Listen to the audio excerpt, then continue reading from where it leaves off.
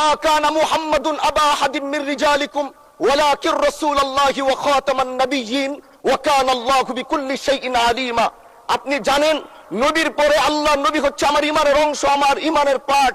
তিনাকে ভালোবাসা, তিনার উপর ঈমান, এটা আমার ঈমানের অংশ। তিনি আমার শেষ নবী, যেটা কোরআন ঘোষণা দিয়েছে। নবীও বলেছে আনা খাতামুন নাবিয়্যিন আলা নাবিয়্যা বাদি, আমি শেষ নবী, আমার পরে কোনো নবী আসবে না। কিন্তু মাননীয় স্পিকার, দুঃখের সাথে বলতে হয়, বাংলাদেশের এরকম একটি পার্ট রয়েছে, যেই পার্টের এক অংশ মানুষ তারা নবীকে অস্বীকার করে, তারা মুসলমান দাবি করে।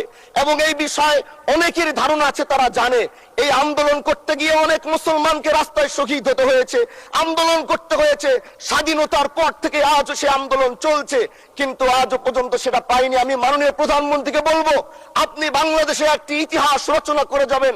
আপনার মাধ্যমে যদি এটা স্বীকৃতি পায়, যারা নবীকে অস্বীকার করে তারা কোনোদিন মুসলমান থাকতে পারে না, এটা আইনের মাধ্যমে, এটা বাংলাদেশের পার্লামেন্ট থেকে ঘোষণা হবে, সেটা আমরা চাই।